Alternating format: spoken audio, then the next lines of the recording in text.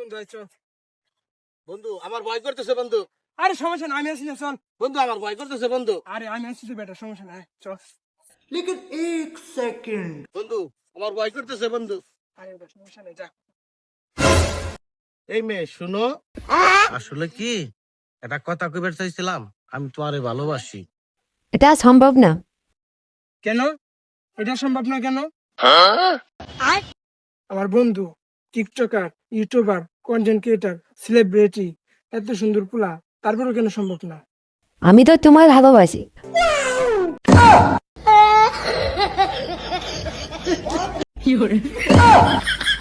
কিন্তু আমি এই ভাই, এই তুই কি মেয়েকে রিপ্রেজেন্ট করে আসছিস? পুলিশকে কি খবর দিন? জান দে বাক, বাক এন্ড বাক, বাক।